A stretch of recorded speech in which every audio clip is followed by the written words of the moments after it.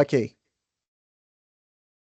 Olha, boa noite a todos. Hoje, né, vamos inaugurar a nossa sessão de Clube do Pulmão de 2025, com um tema, assim, extremamente importante para todos nós, que é justamente sobre as perturbações respiratórias do sono em crianças, o papel da oximetria noturna. Então, além da minha coordenação, né, eu sou justamente presidente Analice, né, parente, eu sou presidente do departamento científico de doenças respiratórias da SOPERJ, sou professora associada da UFRJ, onde eu sou responsável pelo serviço de pneumologia pediátrica. A moderação vai ficar a cargo da doutora Cristiane Melo Schmidt, também é membro do nosso departamento lá de doenças respiratórias do aparelho respiratório, pneumologista pediátrica e professora de pediatria da Faculdade de Medicina da UF. E o nosso palestrante e apresentador, com muito carinho, Dr. Cláudio Delia, que é membro também do nosso departamento lá de doenças respiratórias da SOPERJ, é pneumologista pediátrico com pós-graduação em medicina do sono, da Associação Portuguesa de Cronobiologia e Medicina do Sono e coordenador médico do Centro Pediátrico da Lagoa, do Grupo Pronto Baby. Cláudio, então, e Cristiane. Agora a Cristiane, né, vai falar, vai explicar como é que vai ser toda a dinâmica, e a seguir o Cláudio, então, vai nos brindar com a palestra. Boa noite a todos. Eu também quero agradecer a oportunidade de participar desse Clube do Pulmão, a SOPERJ e a Analice, a presidente do DC de Doenças Respiratórias. É um prazer estar aqui com amigos da época de residência. A gente se conhece há pouco tempo, né?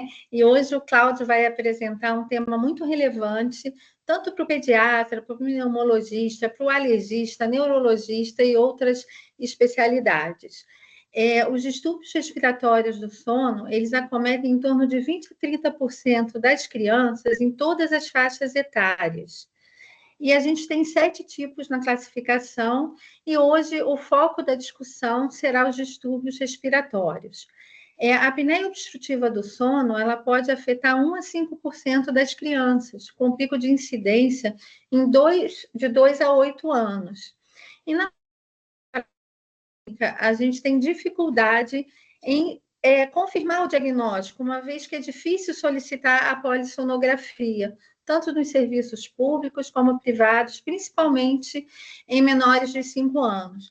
Então, hoje, o Dr. Cláudio vai mostrar para a gente o papel da oximetria nos distúrbios respiratórios do sono. Ele vai fazer a apresentação e as dúvidas a gente pede que sejam encaminhadas ao chat, e ao final nós vamos conversar e bater papo e trocar ideias. Eu passo a palavra ao Cláudio. Obrigada mais uma vez. Obrigado, boa noite a todos. Obrigado, Analice, obrigado, Tiane. A escolha do tema também foi pelo mesmo motivo que vocês disseram, pela relevância. Está ali no top 5, né, das minhas paixões, ali dos meus interesses dentro da pneumologia. E isso deve ser um ritual de iniciação, né? Porque assim que eu combinei com a Ana que eu iria começar a participar do grupo, né, do departamento, ela falou assim, então você logo vai apresentar, não tem mais... Então, eu vou agradecer, né, e dizer que é uma alegria, uma honra, né, e estar aqui com vocês. Vamos partilhar aqui a tela, né, porque a apresentação... Podemos começar, porque é muita conversa, e eu gostaria até de não estourar o tempo, para poder ter um pouco de disponibilidade para conversarmos, né, sobre o que foi conversado, foi apresentado, né, e esclarecer dúvidas, né, que eventualmente vocês tenham. Vamos lá, compartilhar.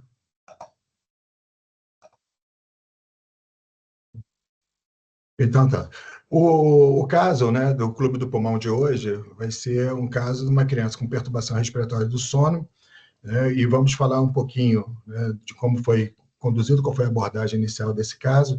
Vamos falar também como poderia ser uma abordagem alternativa em locais de pouca disponibilidade, né, do exame poligráfico do sono. A criança, o paciente em questão, era uma criança de 23 meses, sexo masculino. Ele era o primeiro filho de pais não consanguíneos. e ele era portador da trissomia do 21. Ele foi encaminhado para avaliação pelo pediatra assistente e apresentava, né, sintomas, né, relatados pela mãe, de ter um sono agitado, ter uns despertares frequentes, de ser um roncador, ressonava quando dormia e ter irregularidades respiratórias. Os pais eram pais saudáveis, não havia antecedentes familiares relevantes, a criança não tinha cardiopatia congênita, tinha 13,6 quilos e 77 centímetros. Na observação, as amígdalas eram pequenas, né, e era a única coisa que vale a pena comentar para já, além dos estigmas habituais, né, da síndrome de Down. Então, diante dessa criança, que era uma criança pequena, com 2 anos, né, eu fiz a requisição, né, para avaliação alergológica e o painel mais estendido, né, de alérgenos inalantes e de alérgenos alimentares, foi um painel negativo, e especificamente ali para os principais ácaros, os mais prevalentes, e também para o epitélio de animais, estava tudo negativo.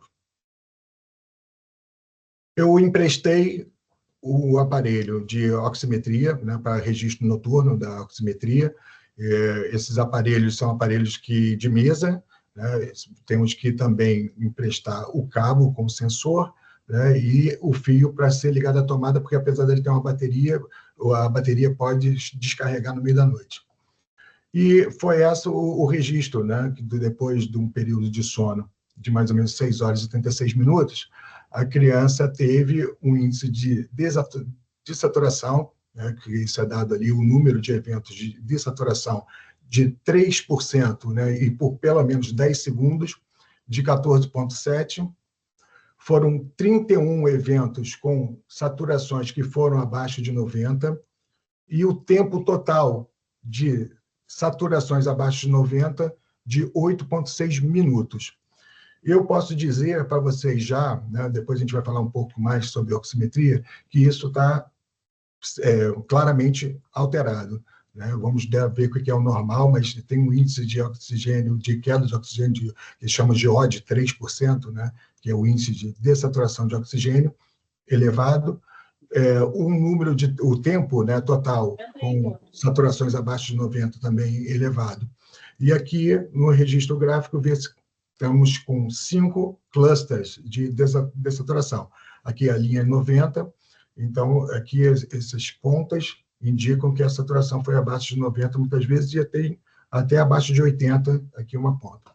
Então, claramente anormal.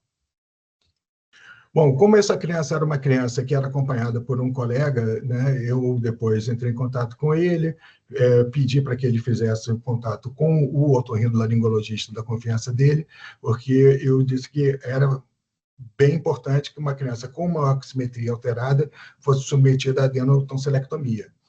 O otorrino, ao observar a criança, não ficou totalmente convencido, achou que aquelas amígdalas eram muito pequenas e que não valeria a pena operar a criança. E, sendo assim, e por ter também disponível no local onde eu trabalhava a polissonografia, então eu pedi a polissonografia. E esse resultado da polissonografia, a criança teve um período total de 8 horas e 4 minutos de sono, teve um índice de apneia e hipopneia de 22,8 por hora, uma latência de sono REM 260 minutos, e o número de eventos de dessaturações, o OD 3%, foi de 18,6, que é mais ou menos sobreponível ao exame da oximetria, e com essa classificação ali de apneia obstrutiva do sono grave, né? Em crianças, quando você tem 10 eventos ou mais por hora, nós classificamos como grave. E a latência do sono REM claramente aumentada também. O tempo total, né, da fase wake, né, na fase que você tem microdespertares, ou que você tem um despertar consciente ou não, foi 116 minutos, que correspondeu a 23,1% do período total de sono, claramente aumentado, e o percentual de sono REM foi 8,9%, claramente diminuído. Então, temos uma polissonografia com muitas alterações. O número total de despertares também foi 80, um hipnograma todo alterado também, com vários picos, né, de microdespertares, um sono todo fragmentado. Então, O que seria uma perturbação respiratória do sono, né? A perturbação respiratória do sono seria depois as condições, né, que fazem parte ali de um espectro, né, de gravidade que pode estar, né, se manifestando de uma forma mais ligeira, né, como seria uma criança ou um adulto, né, que tem ali o ressonar regular, habitual.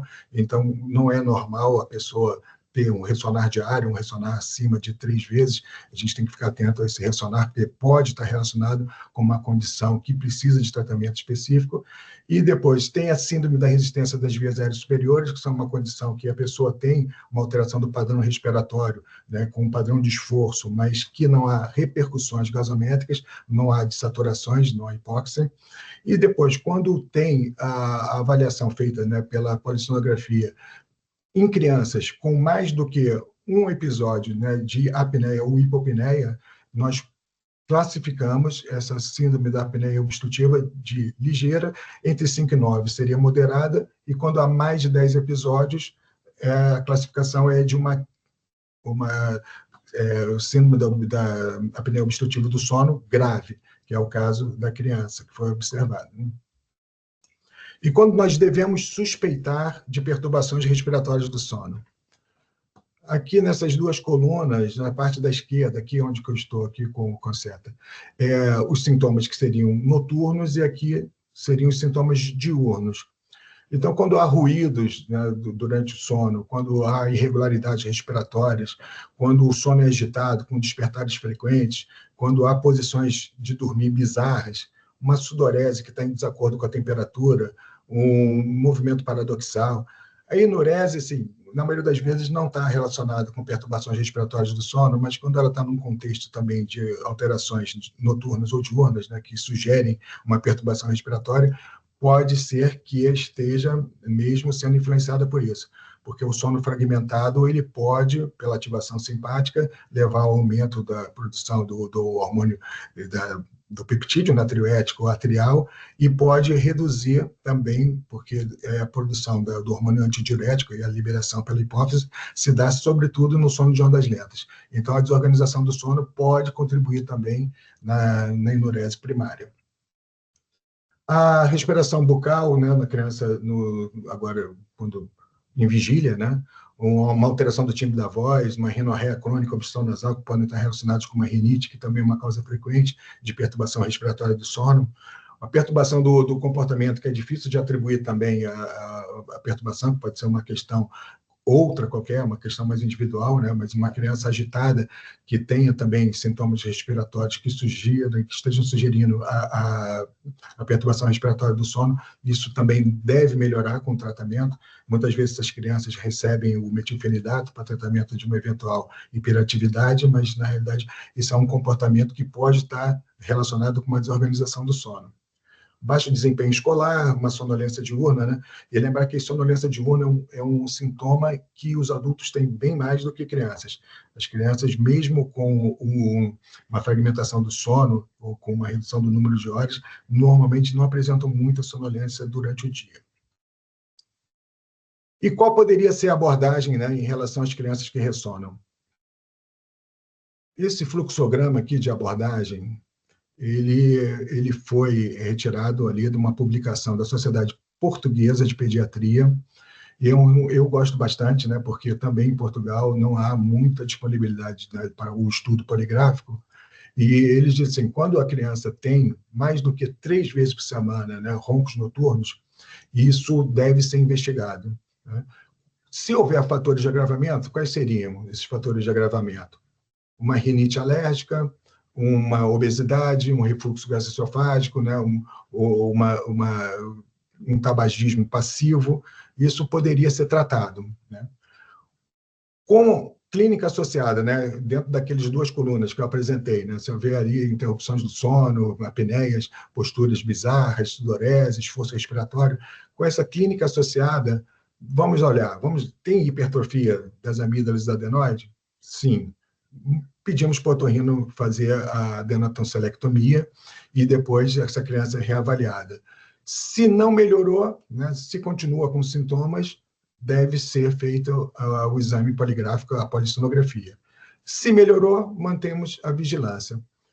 Quando a criança tem fatores de risco, né, que são fatores de risco relacionados a dismorfias faciais, doenças sindromáticas, doenças genéticas, né, quando a criança é muito pequena, quando a criança tem problemas neuromusculares, né, neuropatias, aí, nesse caso, ela vai ser observada na consulta da pneumologia e o pneumologista vai pedir a polissonografia.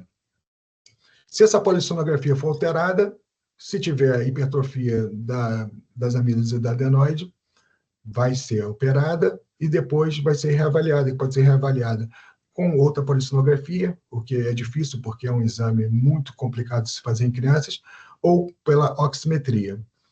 Se a criança estiver melhor, aí vigilância, né? A criança não tendo a polissonografia alterada, também colocamos ela em vigilância. Se a criança não melhorou, aí encaminhamos para uma abordagem mais multidisciplinar, eu vou falar um pouco mais adiante. Se a criança não tem hipertrofia das amígdalas e das adenoides, também pode ser considerado o tratamento sem a cirurgia, né, otorrinolaringológica. Então, a polissonografia nível 1, que é aquela de todos os canais, é um exame muito aparatoso, né? Isso aqui é o que nós dizemos que a criança está ligada, né? Mas a montagem, né, colocamos esses fios todos, porque precisa as bandas torácicas, é preciso dos sensores de posição, aqui é o red box, né, a caixinha que recebe ali depois a informação toda que é transmitida ao software. Então, aqui está faltando até a capnografia, né, transcutânea. Então, não tem mais coisa, é muito aparatoso. E é difícil a criança passar uma noite toda sem ter vontade de arrancar esses fios todos. E, por isso, é preciso também que o exame seja acompanhado por uma técnica, e essa técnica vai reposicionar, né, se tiver ali o termista ou tiver o sensor de fluxo nasal, cânula nasal, tiver se deslocado, ela tem que reposicionar. Se o sensor do oxímetro deslocou, ela tem que reposicionar. Né? Apesar de ser um exame que dá muita informação, é um exame que realmente é considerado padrão ouro para verificarmos se há ou não perturbações respiratórias do sono, é um exame que não é fácil de fazer. E o outro problema é que a disponibilidade é limitada, né? Porque não é qualquer local que seja possível, né, que esteja disponível para fazer exames, sobretudo em crianças pequenas. E é um exame também que tem custos elevados. Então, para quem ainda não sabe, assim, eu vou falar aqui algumas definições. O que é uma apneia obstrutiva? É quando há redução do fluxo aéreo em mais de 90% por pelo menos 2 ciclos em crianças, né? Ou pelo menos 5 segundos, em adultos é um pouco mais, é 10 segundos, e deve ser seguido de uma dessaturação, de uma queda de saturação de pelo menos 3%, ou deve ser seguido de um despertar. E a hipopneia é uma redução do fluxo aéreo entre 30% e 90%, seguido sempre de uma dessaturação igual ou maior a 3%, ou um despertar. Então, a classificação leva em consideração o somatório de eventos, né, tanto hipopneia quanto apneia. Aqui é a ontogenia, né, da estrutura do sono, né, os percentuais do sono REM e não REM, de acordo com a idade. Importante aqui saber, vamos em frente, saber que quanto menor a criança no primeiro ano, os recém-nascidos, tem um percentual de sono REM muito maior do que as crianças mais velhas. Uma criança pré-escolar, como aquela que foi apresentada no caso clínico, ela já tem um percentual de sono REM que seria mais ou menos parecido com o dos adultos, que seria mais ou menos entre 20% e 25%, e estava claramente diminuído, como eu disse. Então, o sono REM, ele não é difícil de você identificar ali na polissonografia. Você tem esses movimentos oculares conjugados e, ao mesmo tempo, uma atonia. Você vê a eletromiografia, mostra uma quase atonia, né? E no eletroencefalograma, essas ondas que parecem ondas de vigília, né, que são ondas também dentes de serra, tem um padrão ali parecido com a vigília, mas associado à hipotonia e a movimentos oculares mais conjugados, nós podemos marcar como sono REM. O sono REM está associado também, assim, não é à toa que ele tem um percentual maior em crianças pequenas, né? Está associado à maturação do sistema nervoso central, está associado consolidação da memória, na consolidação de novos aprendizados. Então, quando nós temos uma desorganização da arquitetura do sono, quando esses percentuais de sono eles não estão normais, nós podemos ter consequências a nível, né, cognitivo, a nível de aprendizado, pode levar a transtornos comportamentais e emocionais, né, criança com mais impulsividade, com labilidade emocional, pode comprometer, inclusive, o crescimento físico, né, porque o hormônio do crescimento também ele é libertado durante o sono, sobretudo na fase N3 do sono não REM. Crianças podem ter também, como consequências, né, de um sono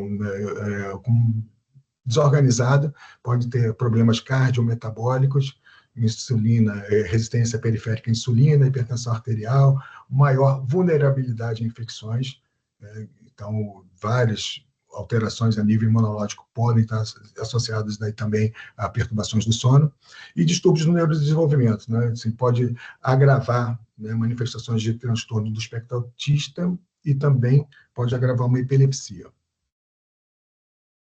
É importante, né, sabermos ali qual seria normal, né? Quando nós temos aí uma oximetria, olhamos ali o OD 3%, né, que é esse índice de dessaturação do oxigênio 3%, e esse trabalho aqui foi um trabalho de 2021, de um grupo do Reino Unido, que foi fazer um estudo observacional para definir, né, a faixa normal das crianças, né, que sem apresentarem sintomas. E verificou que o percentil 97,5 seria até 7 quedas de saturação, 3%.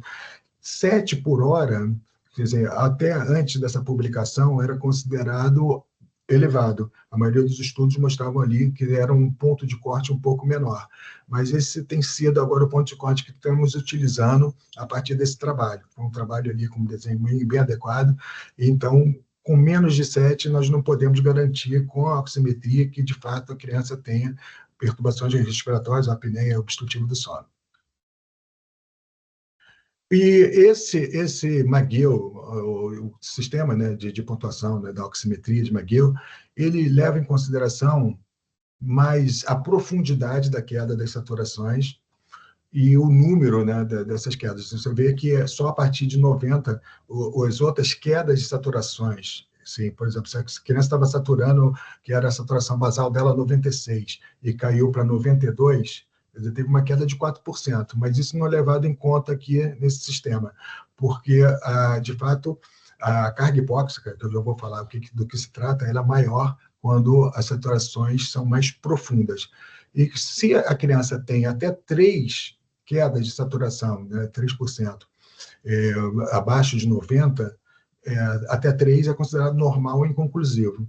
Se a criança tem mais de 3, aí, nesse caso, já é anormal e é classificado pelo sistema de apneia obstrutiva do sono leve, ligeira.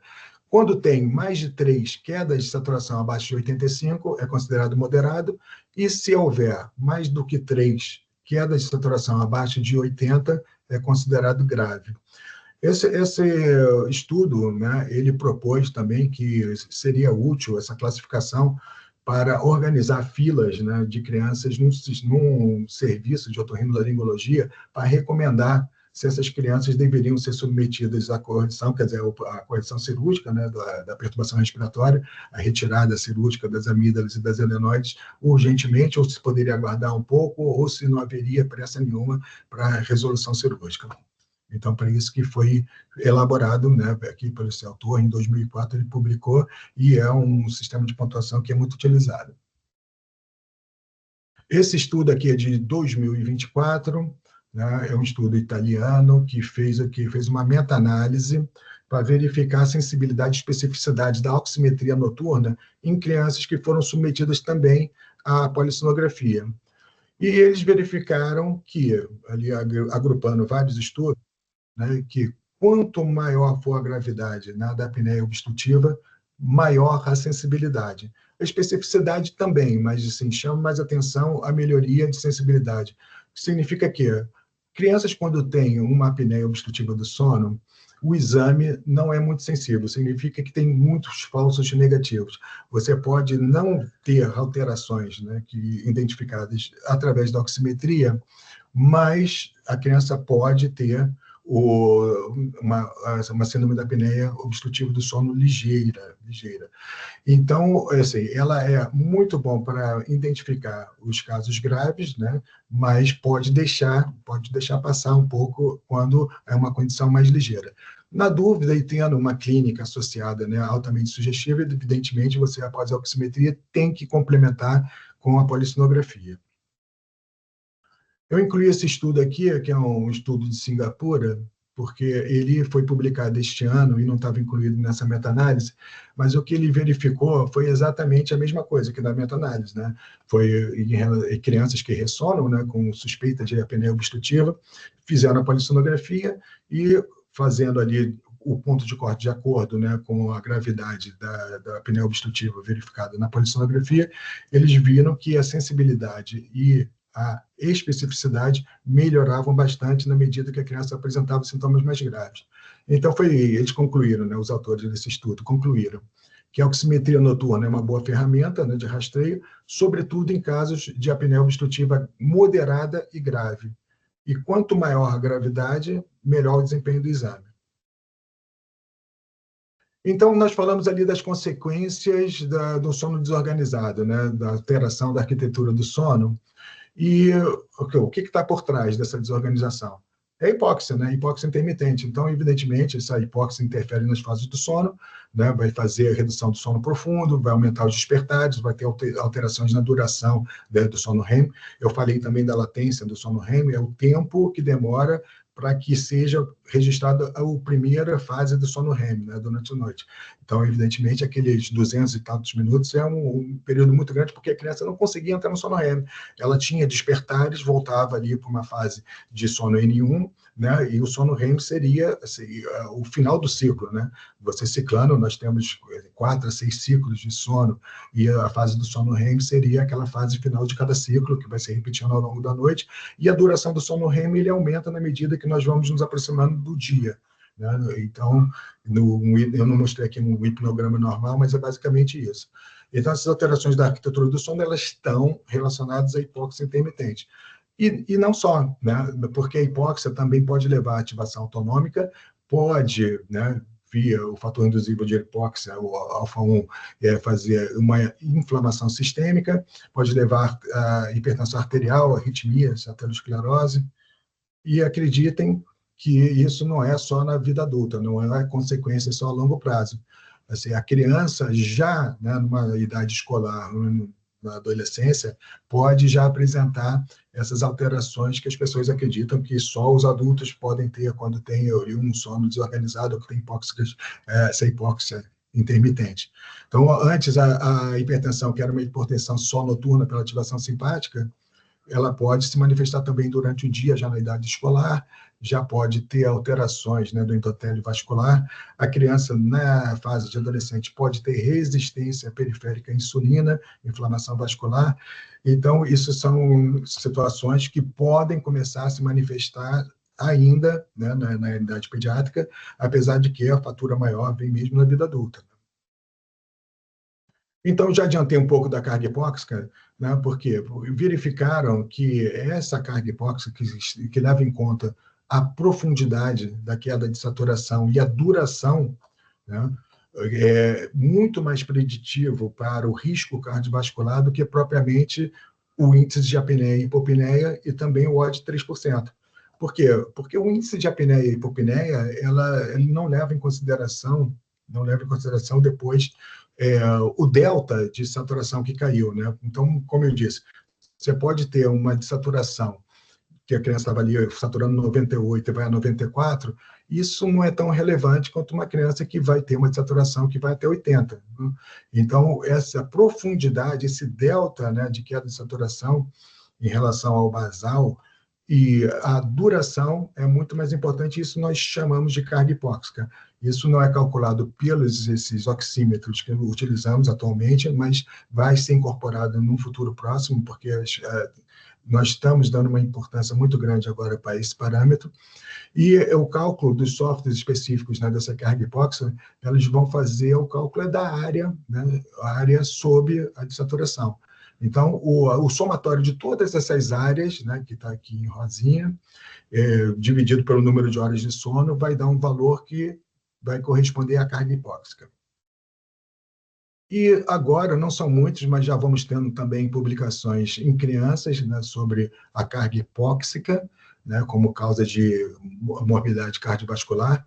Então, esse artigo, que é um artigo que é francês e foi publicado esse ano, mostra que a carga hipóxica foi mais preditiva para danos por risco cardiovascular e metabólicos do que propriamente o índice de apneia e hipopneia, e que essa carga hipóxica, crianças que têm o mesmo nível, né, na classificação de gravidade da polissonografia, quer dizer, o mesmo nível de apneia, de gravidade de apneia e hipopneia, no caso de síndrome de obstrução, né, de apneia obstrutiva das vias aéreas, as crianças que têm maior carga hipóxica têm mais disfunções do sistema nervoso autônomo e hipertensão arterial. Quer dizer, não se corresponde melhor à carga hipóxica e não ao índice de apneia e hipopneia. Bom, e agora, especificamente nas crianças com síndrome de Down e nas crianças menores de 2 anos, né, como é o caso do paciente que eu apresentei. Então, as crianças com síndrome de Down, elas têm, né, um risco aumentado de obstrução das vias aéreas, né, por uma combinação de fatores anatômicos, funcionais e neuromusculares, né? Vocês estão habituados a ver crianças, né, com trissomia do 21, que elas têm ali aquela hipoplasia da face média, né, mandíbula, maxila, tem uma macroglossia relativa, tem uma região nasofaríngea estreita, muitas vezes, quer dizer, com percentual aumentado, também tem estenoses congênitas das vias aéreas, malácias e combinação de anomalias. A hipotonia também é um fator de risco, né, porque a musculatura que a dilatadora do faringe também pode ser hipotônica, sobretudo durante o sono, e bloquear e fazer uma limitação do fluxo aéreo. Então, elas têm também obesidade, tem uma série de fatores também que acabam por acrescentar risco, né, quando as crianças têm a trissomia do 21. E fazer a identificação do problema nas crianças com trissomia do 21 não é fácil, porque os sintomas muitas vezes são sutis, né, ou ausentes, eles podem não apresentar roncos, não ressonam, e não apresentam aquela sonolência diurna, que poderia também dar a dica. E muitas vezes o comportamento da criança que está com o sono desorganizado é mal interpretado, porque a hiperatividade, ou a labilidade, a irritabilidade, ou uma regressão cognitiva, elas podem ser atribuídas à própria doença genética, né? Então, como eu disse, essa alta prevalência que na literatura diz que as crianças com síndrome de Down têm de 30% a 90%, né, perturbações respiratórias do sono, e que a Academia Americana de Pediatria recomenda a polissonografia em crianças com trissomia do 21 até os 4 anos. Então, isso é para fazer o rastreio de todas as crianças. Até 4 anos devem ser rastreadas ali a perturbação respiratória do sono. Agora, imagina, fazer polissonografia para essas crianças, vocês devem imaginar que não é nada fácil, né? A apneia obstrutiva do sono pode contribuir para uma propensão à hipertensão pulmonar, né, naquelas crianças que tiveram cardiopatias com hiperfluxo, né, que têm cardiopatia com hiperfluxo, corrigidas ou não cirurgicamente, e a síndrome da apneia obstrutiva pode aumentar, né, o comprometimento neurocognitivo dessas crianças, né, que têm desafios educacionais próprios, que todos nós sabemos. O score de McGill, né, que quando é 3 ou 4, tem um valor preditivo positivo altíssimo nessas crianças também. Então, não é algo que não deva ser feito nessas crianças, porque existem grupos específicos que a oximetria não ajuda tanto, não é o caso das crianças com síndrome de Down. Então, quando a criança tem alterações, né, da oximetria com uma pontuação de 3 ou 4 ali do índice McGill, essa criança quase que garantidamente tem perturbação respiratória do sono. Então, a oximetria é bastante útil na identificação dessas crianças com alta probabilidade de apresentar apneia obstrutiva grave. Esse é um trabalho também recente, que comparou as crianças que têm síndrome de Down com crianças que são neurotípicas e em vários grupos, né? Quando a criança tem roncos habituais, quando a criança tem a apneia obstrutiva ligeira e quando a criança tem a apneia obstrutiva moderada e grave. Então, verificaram a carga hipóxica nessas crianças, que estavam ali em grupos iguais. E as crianças com síndrome de Down, elas têm, de uma forma que é significativamente maior, a carga hipóxica é maior do que as crianças que não têm síndrome de Down. Então, o que eu quero dizer? Que a carga hipóxica foi mais elevada nas crianças com Down, né? Mesmo quando tinha só roncos primários ou a síndrome da apneia obstrutiva ligeira, comparadas com as crianças com desenvolvimento típico. Tá? Isso vai, obviamente, reforçar a importância, né, da identificação e do tratamento dessas perturbações respiratórias nas crianças que têm síndrome de Down. Então, mas por que você faz isso se você não aparece? Não, porque não sou eu que estou dando aula, meu filho. Mas eles não estão te vendo. Pronto, fecharam o microfone, obrigado. Então, essas crianças com síndrome de Down, ali na mesma categoria de gravidade da apneia obstrutiva, elas têm uma carga hipóxica, e isso que interessa, né? Porque quando nós classificamos a gravidade, né, da apneia obstrutiva pela polissonografia, nós levamos em consideração o número, né, de eventos respiratórios, apneia, que eu mostrei, e hipopneia. Mas se a criança tem ali muitas hipopneias, mas são hipopneias que não levam a quedas de saturação nem profundas e tampouco prolongadas, a carga hipóxica é menor, né? Então, a carga hipóxica nessas crianças com síndrome de Down, elas apresentam o mesmo número de eventos, mas tendem a ter uma queda de saturação ou mais prolongada ou mais persistente. Esse foi uma revisão, né, sobre o diagnóstico, né, e depois como é que é conduzido, né, os casos de apneia obstrutiva do sono quando as crianças apresentam essas alterações nos primeiros 2 anos de vida. Então, isso, obviamente, tem muita informação, esse é um artigo interessantíssimo, que eu recomendo que leiam, está publicado aqui no Laryngoscope, aqui, um artigo de 2021, e esse artigo ele foi citando várias referências, né? E teve esse aqui é um artigo que está publicado aqui nas revisões da Sociedade Europeia de Respiratória, né? A ERS, mas não é, esse aqui é uma referência que eu peguei de uma citação deles. Então, esse foi um estudo, né? Esse que foi publicado no Laryngoscope, ele envolveu mais de 413 crianças com menos de 3 anos, e apenas 35% das crianças menores de 1 ano apresentavam amígdalas aumentadas. Evidentemente, a gente sabe que depois o crescimento e a hipertrofia, que está condicionado a vários fatores, inclusive alérgicos, eles começam ali a ser algo mais pronunciado, na sua grande maioria das vezes, a partir de 2 anos. E não é muito comum uma criança com menos de 2 anos ter uma hipertrofia, apesar de que já havia algumas, evidentemente, mas não é muito comum. E a maioria dessas crianças, né, pequenas, elas têm perturbações respiratórias do sono que estão condicionadas a outros problemas. Então, os fatores dinâmicos, com a hipotonia dos músculos faríngeos, ali uma malácia, né, das cartilagens do laringe, obstrução a vários níveis devido às dismorfias faciais ou condições sindrômicas, elas estão mais comumente envolvidas nessas crianças pequenas. A DISE é uma sigla em inglês que significa Drug Induced Sleep Endoscopy. Isso, DISE, é a endoscopia do sono, e ela deve ser considerada em crianças com risco de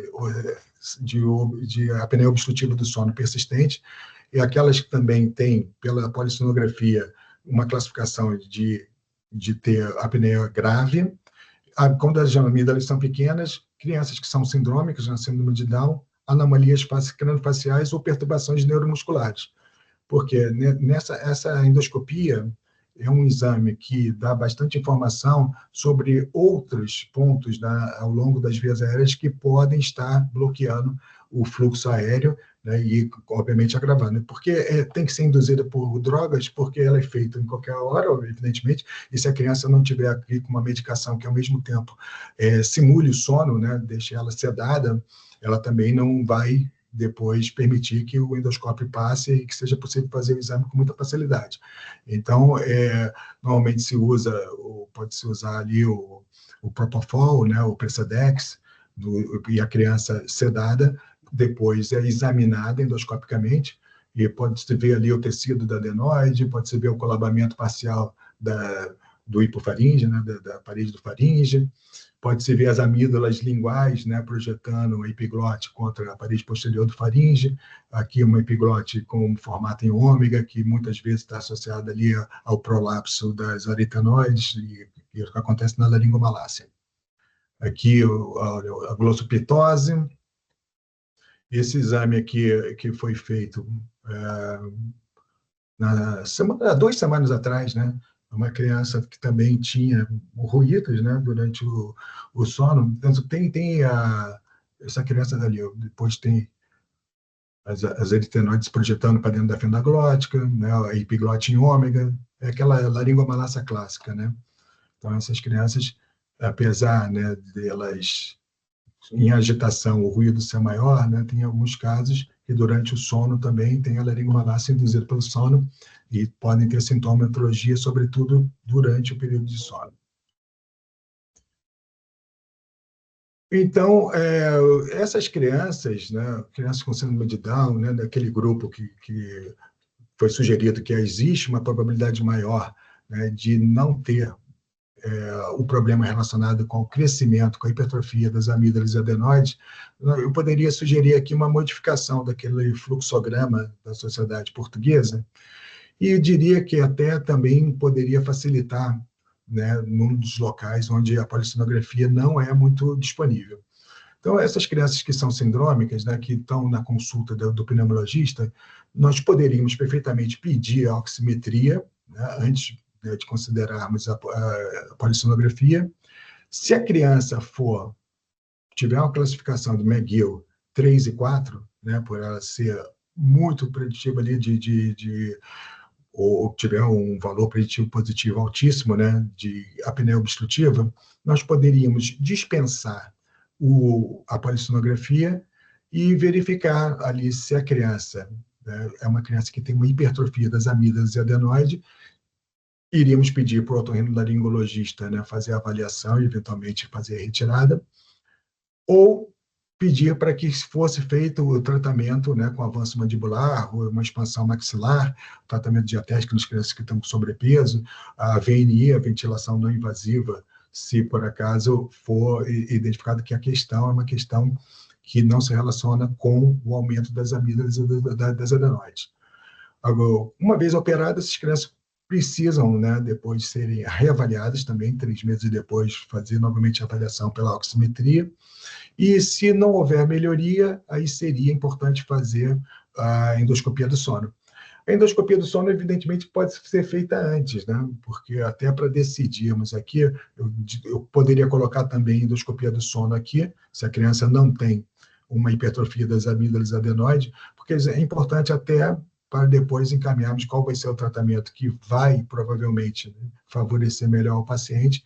Nós poderíamos fazer aqui quando não há melhoria ou quando também não há uma hipertrofia das amígdalas e das adenoides. Então, para terminar, eu deixei aqui algumas mensagens, né, no Take Home Messages. A oximetria noturna é uma ferramenta valiosa e acessível para a triagem inicial de distúrbios respiratórios do sono em crianças. Ela é uma excelente opção em locais sem polissonografia disponível. Uma oximetria noturna normal tem um alto valor preditivo negativo para apneia obstrutiva moderada e grave. Isso, uma oximetria normal, nós não podemos dizer que a criança não tem uma apneia obstrutiva, né? Porque ela pode ter uma apneia, se tiver uma apneia, provavelmente vai ser uma apneia ligeira, quer dizer, uma apneia, uma síndrome da apneia obstrutiva ligeira. Agora, podemos ficar tranquilos, né? Se houver a baixa suspeita clínica, não apresentou, né, uma oximetria com alterações, nós podemos ficar tranquilos, porque se tiver uma síndrome da apneia obstrutiva, não deve ser nem moderada nem grave. As crianças com síndrome de Down, dada a alta prevalência, né, de síndrome de apneia obstrutiva, devem ser triadas precocemente. A recomendação é que isso seja feita entre 2 e 4 anos. mesmo que a criança não tenha sintomas óbvios, né? Então, é importante que, por aquele motivo que eu disse, que não é fácil identificar nessas crianças ali os sintomas que são habitualmente observados nas crianças que têm as perturbações respiratórias. Essas crianças com síndrome de Down e menores de 2 anos, raramente o problema, né, da apneia obstrutiva é resolvido apenas pela adenotonsilectomia. A adenotonsilectomia pode ser, mesmo nas crianças com as amígdalas pequenas, pode ser feita, porque é menos um problema, mas muito provavelmente essas crianças vão precisar de ventilação não invasiva ou de outros tratamentos. O tratamento dessas crianças assim, exige uma abordagem multidisciplinar, né, que envolve a fisioterapia, né, para depois o acompanhamento dessa ventilação não invasiva domiciliar, com o pneumologista, se for necessário, e também fazer endoscopia do sono, ou ortodontista para as expansões, né, ou as cirurgias ortognáticas com o bucomaxilo. Então, isso tudo vai acabar por envolver ali várias especialidades para que a criança tenha desfechos favoráveis. E penso que essa deve ser o último slide da apresentação. Agradeço a todos aí a atenção e me coloco à disposição para conversar, né? Se vocês tiverem algumas dúvidas ou quiserem fazer algum comentário, nós podemos conversar já. Eu vou aqui encerrar. E podem microfones. Então, eu queria agradecer a apresentação do Cláudio, foi excelente, você fez uma revisão clara, sucinta sobre os distúrbios respiratórios do sono e destacou assim, a importância da gente incluir mesmo na nossa anamnese a avaliação do sono, né? Na pediatria geral e nas diferentes subespecialidades. Mostrou a utilidade da oximetria e eu achei muito interessante a sua colocação, Cláudio, como a oximetria como uma ferramenta para organizar prioridades, né? Porque a gente, principalmente no SUS, a gente tem uma fila enorme para otorrino. Então, pode ser uma ferramenta útil e de mais fácil execução na nossa realidade, né?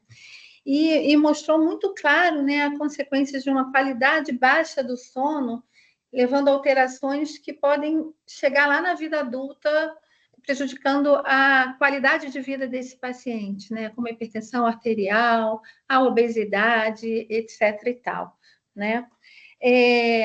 O pacientezinho de síndrome de Down, a gente tem agora mais uma triagem, né? Além de todo o screening que a gente precisa fazer, assim, é um desafio também, principalmente no SUS, né?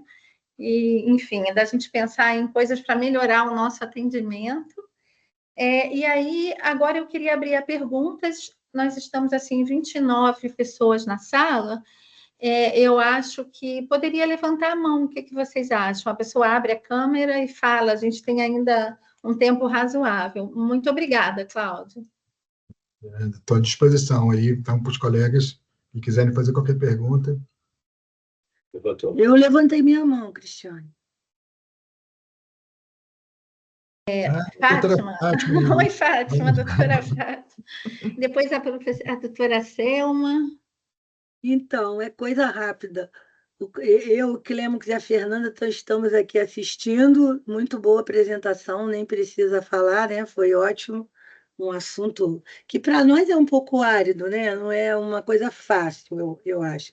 E nós ficamos com uma dúvida. Assim, tudo que você falou chamou a atenção da gente, dá uma sensação até de que quantos casos já tivemos que talvez não tenhamos tido essa visão, né? Mas, enfim, é bem complicado. O que é exatamente essa endoscopia noturna? A gente entendeu bem? É isso que você falou? Não. Oximetria. Essa endoscopia induzida por medicamentos, assim, a DISE, é o Drug-Induced Sleep Endoscopy. Ele vai depois simular, pelo uso do medicamento, um estado de sono, mas não é noturno. Isso não se faz à noite, pode ser feito em qualquer hora do dia.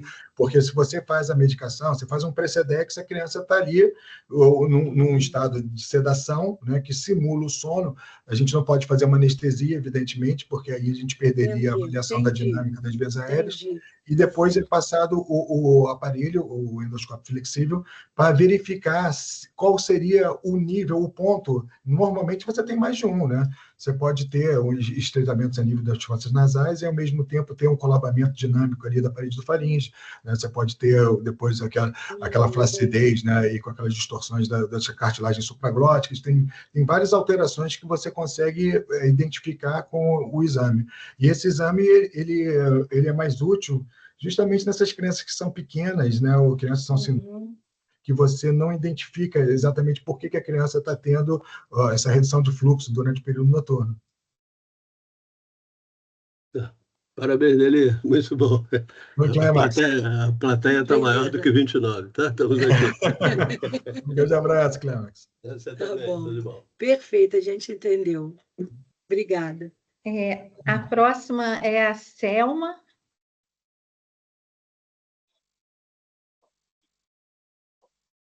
Depois acho que é a Estão me ouvindo? Alessandra. Depois é a Alessandra. Isso. Selma, você pode abrir a câmera? Bem, Cláudia Delia, é um Oi, prazer Selma. te ver. Eu fiquei encantada com sua aula. É brilhante, aprendi muito, porque, assim, a gente tem... Eu faço ambulatório, né, lá no Hospital Antônio Pedro, e eu tive uma criança que eu fiz tudo, ela era traqueotomizada, a gente estava em fase de desmame de traqueotomia, só que a mãe é técnica de enfermagem, e a mãe, assim, ficava muito preocupada com o sono da criança, porque a mãe falava, doutora, tem momentos que ela para de respirar. Aí eu, ai meu Deus. Aí eu pedi uma polissonografia, olha, a dificuldade, porque a criança tem um convênio, a dificuldade que a gente tem de fazer polissonografia em criança. Vários centros, a mãe pesquisou, a gente não encontrou ninguém que fizesse em Niterói.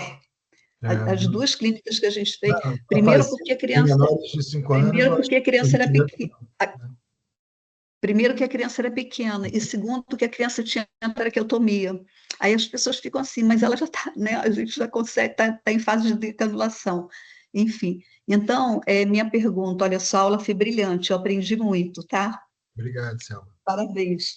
Então, minha pergunta, onde no Rio que a gente pode encaminhar uma criança para fazer uma polissonografia? Então, as clínicas do sono, assim, aqui eu não conheço nenhuma no Rio de Janeiro que seja uma clínica para atendimento exclusivo de crianças. Nós tem uma clínica do sono pediátrica. E, portanto, quando eu precisei, né, indicar crianças para fazer exame da poligrafia noturna, eu não encontrei nenhum lugar no Rio de Janeiro que faça em criança abaixo de 5 anos. Existem alguns lugares, né, que eu lembro aqui de 2 lugares que eu poderia dizer, que é a Clínica do Sono do Barra Shopping e também da Clínica da doutora Andréa Bacelar. Eles fazem crianças, né, mas crianças de 10 anos para cima, ou acho que da Andréa de 5 anos para cima, mas abaixo de 5 anos não fazem, é muito difícil. Então, nós temos aqui essa limitação também. E por isso que a gente tem que ter essa alternativa. Eu achei que falar um pouco também do papel da oximetria, não que a oximetria também seja uma coisa que esteja tão disponível quanto isso. Por acaso eu tenho aqueles oxímetros porque eu me interessei pelo assunto e fiz a aquisição, eu empresto os meus oxímetros ali para as pessoas quando elas precisam. É um exame que obviamente é muito mais prático, muito mais simples, e se for... vai pensar assim, o custo é infinitamente menor, né? É muito mais prático você colocar ali um oxímetro em casa, depois aqui é só fazer a leitura. Acho que o futuro está chegando, né? E o futuro vai ser isso aqui. Não sei, isso aqui, ó. Isso aqui é um oxímetro de dedo, é um oxímetro também que fica ligado por Bluetooth, sem fios, a um software de telefone móvel, e isso faz a leitura e depois gera relatórios. Então, isso aqui faz exatamente o que faz o oxímetro. Claro, faz a carga hipóxica, mas existem já, o que não são gadgets, são mesmo oxímetros, são aparelhos, existem já no mercado, inclusive de empresas nacionais, que já acrescentaram a carga hipóxica, além de fazer os relatórios ali com a odd de 3%, e fazer até fornece alguma informação sobre as fases do sono e gravam os roncos. Então, tem coisas fantásticas que estão aparecendo aí no mercado de tecnologias novas, que isso a gente vai poder aproveitar ainda, antes da gente se aposentar, né? Porque eles estão avançando muito rapidamente. E eu fiquei curiosa saber o desfecho do caso que você apresentou, Porque você, Lembra, né, lembra que você eu encontrou... disse que quando eu fiz a oximetria e tinha aquelas alterações todas que eram muito significativas, e eu tinha sugerido para o colega, olha, conversa com o otorrino não quis operar, e aí depois da polissonografia, depois a conversa foi feita um pouco, porque o caminho inicial, assim, faz todo sentido que seja uma adenotonsilectomia, que é a coisa mais fácil. Eu não sei se vocês já viram alguma criança com síndrome de Down fazendo adaptação a CPAP domiciliar. É uma coisa muito difícil, não é uma coisa simples, né? A gente demora uma semana ou mais ali para depois a criança se acalmar um pouquinho para poder usar aquilo sem ficar arrancando, sem que aquilo fique ali com um escape muito grande. Então, aquilo para ter o benefício é preciso persistência e não é uma coisa simples. Eu acho que é bem mais simples começar a fazer, mesmo que as amígdalas não sejam muito grandes, vai lá. E tem uma outra coisa também que é importante dizer, que nem sempre uma amígdala grande é uma adenoide, entendeu? Uma amígdala pequena pode ser uma adenoide grande e vice-versa. Você pode ter uma adenoide pequena com uma amígdala grande. Na maioria das vezes, há uma relação, né? E depois, isso de não ter relação linear entre tamanho de amígdala e gravidade da síndrome da apneia, quer dizer que a gente não pode tomar nossas decisões só pela observação do tamanho das amígdalas, que é uma coisa que a gente vê que os otorrinos, sobretudo os otorrinos, fazem bastante. Quer dizer, eles só querem mexer nas amígdalas se as amígdalas tiverem com uma hipertrofia muito grande. Se não tiver aquela hipertrofia, assim, a criança tem uma clínica que é muito sugestiva, né, de bloqueio pela hipertrofia das adenoides, muitas vezes eles operam só as adenoides e deixam a amígdala lá. Ah, não, essa amígdala não está atrapalhando nada. Então, é difícil de convencê-los, né? Tem que ser também otorrinos que fiquem um pouco mais sensibilizados com essas questões e com as repercussões que essas situações podem ter ali para o desenvolvimento da criança, sobretudo quando uma criança que né, já tem uma síndrome genética. Tá certo. Obrigada, Cláudia. Obrigada, Selma. Agora, a Alessandra, por favor. A gente tem aqui algumas pessoas na lista. Oi, pessoal, boa noite. Cláudio, parabéns, adorei a aula, foi muito boa, Que bom. aprendi também bastante. Eu queria te perguntar qual é a tua experiência em pedir avaliação ecocardiográfica para pesquisar hipertensão arterial pulmonar nessas crianças com alteração do sono. A gente teve um caso de uma criança nos servidores pequena, com uma hipertrofia adenoide grande, que tinha um sono horrível, e a gente, obviamente, não conseguiu fazer polissonografia, mas ela tinha indicação de retirar, e a criança já estava com uma hipertensão arterial pulmonar moderada. E, assim, depois disso, eu fico muito preocupada com isso, e eu tenho o hábito de pedir eco desses pacientes que eu vejo que têm alteração do sono. Queria ver com você se isso é uma recomendação formal de sempre fazer, qual é a tua experiência com isso, se você sempre pede, se eu estou sendo exagerada, eu queria saber a tua opinião. Não. Na realidade, a hipertensão pulmonar, né, nesse contexto, né, de apneia obstrutiva do sono, não é comum. São situações assim, extremamente incomuns, mas nós temos que considerar essa hipótese e pedir o ecocardiograma quando a criança tem um quadro de maior gravidade. Se você tem uma criança com um quadro de maior gravidade, sobretudo se ainda não foi tratada, né, para resolver o problema, a gente precisa ver se realmente há aumento... Essa carga hipóxica pode, de alguma maneira, indicar, se for uma carga hipóxica alta, a gente pensar mais? Será que tem alguma relação? Não sei. Não, sim, porque como a carga hipóxica é mais preditiva, né, de todas as consequências, né, do risco cardiovascular, também vai predizer também essa reatividade que acontece quando a criança tem uma hipóxia prolongada durante o período noturno. Isso tem a ver com carga hipóxica também. Então, quanto maior a carga hipóxica, maior a probabilidade de você ter aumento das pressões ali do tronco, do pulmonar, e deve ser sempre avaliado quando há uma clínica, quando você faz uma polissonografia e vê que há uma síndrome de apneia obstrutiva de maior gravidade, eu acho que vale a pena. E, evidentemente, quando as crianças têm uma cardiopatia, né? No caso, se for uma criança com síndrome de Down, ela com uma cardiopatia que foi corrigida ou não foi corrigida, porque normalmente não, dependendo do tipo de cardiopatia, eles não são corrigidas logo nas primeiras semanas de vida, né? Tem algumas cardiopatias que a criança fica com hiperfluxo durante algum tempo, que já é uma questão que leva ao aumento das pressões das artérias pulmonares, e que, nesses casos, se tiver também perturbação respiratória, evidentemente que o risco dela apresentar hipertensão pulmonar vai ser muito maior. Então, obrigada. Nada. Obrigado a você. E agora o professor Hélio Rocha. É o Hélio, né? É. Professor Hélio? Onde é que está o meu querido professor Hélio? É, E o som, acho que não está saindo o seu som, é. Hélio. Ah,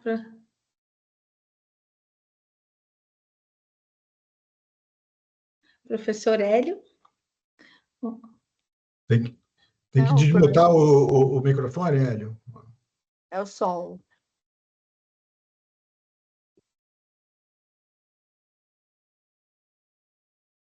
Ele está tentando falar alguma coisa? Não.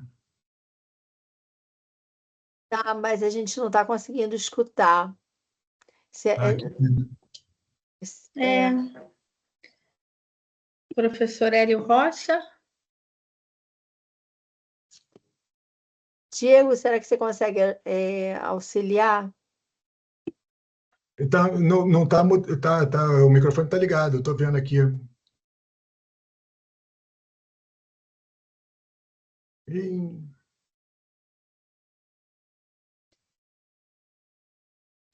Hélio, será que não tem nada a ver com alguma coisa no seu computador? Talvez se você entrar pelo celular, fique mais fácil. Isso às vezes acontece mesmo. é. Vai a próxima pergunta, depois o Hélio volta, quando ele já tiver resolvido essa questão mais técnica. Cláudio, não tem mais ninguém na fila? Alguém gostaria de fazer uma pergunta? Eu gostaria de fazer, se não tiver alguém na fila. Nós conversamos antes da apresentação, né? E o Cláudio falou de outra população que merece bastante atenção quanto ao sono, que eu queria que você comentasse de uma doença que é bastante prevalente no Brasil. Eu acho que vale a pena o comentário. Ouviu, Cláudio? Eu vi, mas que doença que é muito Pois é, prevalente? da anemia Ah, falciforme. a gente estava falando da anemia falciforme. Isso, Não, a anemia falciforme, a doença falciforme, ela também é uma indicação formal de rastreio para todas as crianças, fazer rastreio com polissonografia, também é uma indicação da Academia Americana, né, de Pediatria. E só que o rastreio que eles recomendam é um rastreio a partir de 4 anos. Então, todas as crianças a partir de 4 anos devem ser rastreadas. E essas crianças, elas tendem a ter, né, pela própria doença hematológica delas, uma hipertrofia das amígdalas e das adenoides, mas também tem alterações, né, de crescimento facial que pode reduzir também o diâmetro das vias aéreas. Então, também é uma questão multifatorial. E essas crianças, elas têm um risco aumentado de fazer síndrome torácica aguda, né, quando fazem hipóxia durante o período noturno, elas podem fazer síndrome torácica aguda e por esse motivo, por elas terem um risco aumentado, elas têm uma alta prevalência do problema, né? E, ao mesmo tempo, um risco grande também de ter consequências preocupantes, né? Se tiverem essa hipóxia intermitente durante o período noturno. Então, nesse caso, há indicação de se fazer a polissonografia em todas essas crianças. Obviamente, não tendo a polissonografia, a oximetria passa a ser também uma opção bem interessante, né?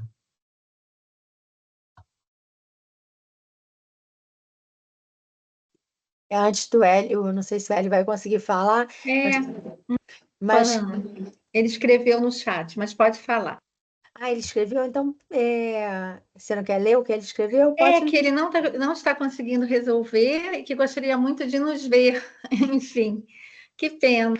Um grande abraço, Hélio. Patrícia, pode falar, Patrícia. Olá a todos, boa noite. Parabéns, Ana, parabéns, Cris, pela organização. É o nosso primeiro Clube do Pulmão, né? E um tema desafiador e que para a gente no Rio de Janeiro é mais desafiador ainda. E a gente fica muito feliz com o Cláudio aí retornando e podendo compor aí o departamento, tendo aí essa expertise nesse tema. Cláudio, o que eu queria falar contigo? A gente acaba que por demanda, acaba que nos últimos anos eu venho sendo obrigada a estudar muito sobre isso, principalmente pelo tipo de paciente que a gente acaba tendo no consultório. Eu tenho a medida de oximetria noturna no consultório, tá? E que hoje eu tenho para os meus pacientes. A pergunta que eu queria te fazer e que eu venho sendo surpreendida com a quantidade de informação que tem é sobre o quanto a inteligência artificial está ajudando nesse tipo de estratégia, inclusive com os novos dispositivos que estão sendo disponibilizados para monitorização domiciliar. E aí eu queria falar contigo sobre o que você acha que vem aí de futuro em relação a isso. Oi, Patrícia, boa noite. Boa Olha, noite. esses sistemas automatizados, né, para depois marcação de eventos e para depois verificação.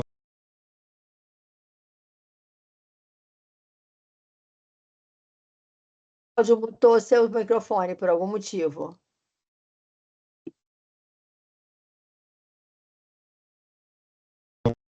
Ai, desculpa, eu fiz alguma coisa aqui que é indevida. Eu vou voltar, então. Eu estava dizendo que, sim, existem, até a Philips tem sistemas automatizados, né, para você verificar a arquitetura do sono e, ao mesmo tempo, você fazer a marcação dos eventos. Só que ainda não tem nenhum que seja 100% satisfatório para uso em pediatria. Ainda é preciso ter pessoas treinadas, né, para fazer depois a avaliação, e isso também é uma limitação, porque além do equipamento estar pouco disponível, o equipamento ali são os consumíveis, né, que são utilizados em pediatria, normalmente ali as clínicas do sono de adultos não utilizam. E os técnicos que fazem a avaliação, né, do sono em adultos também não estão treinados, porque são critérios, né, são bem diferentes, né, entre de adultos e crianças. E então, o que acontece? Nós vamos conseguir. Existe até de Singapura, né, empresas que estão fazendo um grande investimento para se conseguir um software que seja, depois com os algoritmos todos, que garantam, né, uma forma confiável, né, a avaliação do sono, que pode ser feita ali também pela nuvem, e depois os relatórios seriam gerados sem a necessidade de levar a pessoa até a clínica do sono para fazer a polissonografia dentro, né, de um ambiente mais controlado.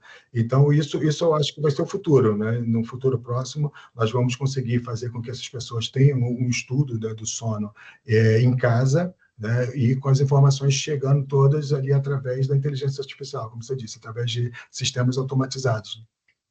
Tá ótimo.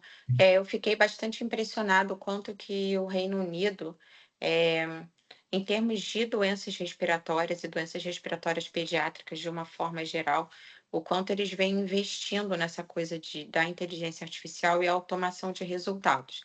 Eu te perguntei por causa de um dispositivo que chegou ao meu conhecimento, ele se chama Owlet Dream Shock, que é meio que como se fosse um monitor, em que você vai ter ele se propõe a dar a monitorização e o gráfico já com análise de dispositivos de IA incorporados no aplicativo, tanto para sincronização de frequência cardíaca com saturação e a carga hipóxica e de hipóxia. E aí eu fiquei bem surpreendida. Não é algo que já está sendo lançado, mas assim, fica aí a mensagem que talvez o Reino Unido e Singapura também, eu vi esses softwares que estão sendo desenvolvidos, e eu acho que isso talvez saia na frente mesmo. Talvez o futuro esteja logo ali, né? A Neitos, Philips, todas essas grandes empresas, elas estão fazendo investimento também para ter já capacidade da gente fazer isso, que vai simplificar bastante, inclusive vai diminuir depois o custo total do exame, né, que é o exame que tem um custo muito elevado. Sim. Parabéns, muito obrigada, Cláudio. Eu que agradeço. Obrigado, Patrícia. Eu vou fazer a pergunta do professor Hélio, a gente ainda tem um tempo, né? Ele colocou no chat que ficou muito feliz em ver todo mundo. Ele conseguiu! Que bom. Hélio, apareceu. Hélio, dá para você fazer a pergunta, Hélio? Desmutar o seu microfone? Agora o microfone. Pode falar. Não, ainda continua sem Tá. não Então, consigo eu vou ouvir. fazer a pergunta. Ele gostaria de perguntar sobre a obesidade como causa e consequência da falta de sono e obstrução alta. Se temos como encaminhar esses nossos pacientes, porque são difíceis de perder peso, e se há indicação de tratamento acessório, como CPAP. Na verdade, o tratamento da obstrução auxiliando a tratar a obesidade. Como Oi, Hélio. acessório. Olha só, há interações recíprocas, né, do sono e obesidade. Quer dizer, um sono de má qualidade, né, pode levar depois a uma maior tendência, porque é também uma consequência metabólica, né, alterações da leptina, grelina e outros fatores ali também de inflamação, que podem fazer com que a pessoa que tem uma perturbação respiratória do sono tenha uma tendência maior a ser obesa, e a obesidade também influencia negativamente na questão do sono, porque a obesidade ela é um fator de risco até mais importante do que a hipertrofia das amígdalas e adenoide, quando a criança está em idade escolar e pré-escolar. Então, até mais agora, a gente tem um número de crianças obesas que é muito grande, então, nas estatísticas, mostrando que, olha, quando a criança está na adolescência, já não é tão importante a hipertrofia das amígdalas e adenoides, é mais importante a questão da obesidade, né? Aquele acúmulo de gordura parafaríngea, né, que acaba por facilitar, né, o estreitamento dinâmico, né, das vias aéreas naquele período do sono, onde há um relaxamento natural e fisiológico, né, da musculatura do faringe. Então, isso acaba por levar depois também a uma redução do fluxo aéreo, as hipóxias intermitentes. Então, as crianças, quando têm alguma sintomatologia, você fala assim, mas o rapaz ele é obeso, ele tem sonolência diurna, ou tem um comportamento ali que está um pouco em desacordo, né, está desajustado, é uma criança hiperativa, ou é uma criança que ressona durante o sono, uma criança que tem uma respiração irregular. Essas crianças que têm obesidade, a gente tem que ver se, mesmo que não tenha as amígdalas ali muito hipertrofiadas, né, convém a gente investigar e pedir a polissonografia do sono e, na indisponibilidade, pelo menos uma oximetria. Não sei se foi exatamente isso que você perguntou. Thumbs up, se está tudo bem. Se não, escreve mais um bocado no chat. Bom te ver, Hélio. Muito bom. Obrigadíssimo. Não há mais... Obrigada, Cláudio. Não há mais perguntas. Alguém gostaria de tirar mais alguma dúvida, fazer algum comentário? Eu acho que a gente pode encaminhar para encerrar a sessão. Mais uma vez, muito obrigada a todos. Eu acho que foi excelente. Muito obrigada, Cláudia, Analice e toda a plateia. Analice, eu passo a palavra a Analice e ao Cláudio, se quiserem se colocar. Bom, da minha parte, só agradecer, porque realmente, assim, Cláudio, assim, acho que você superou em muito toda e qualquer expectativa.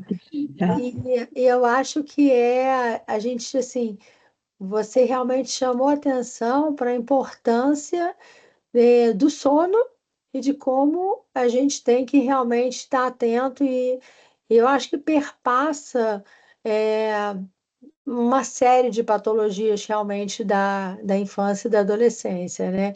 Então, eu só tenho a agradecer. Se você quiser falar as palavras aí de encerramento, tá? Não. Bom, estávamos comentando há pouco, né, que o horário também não ajuda.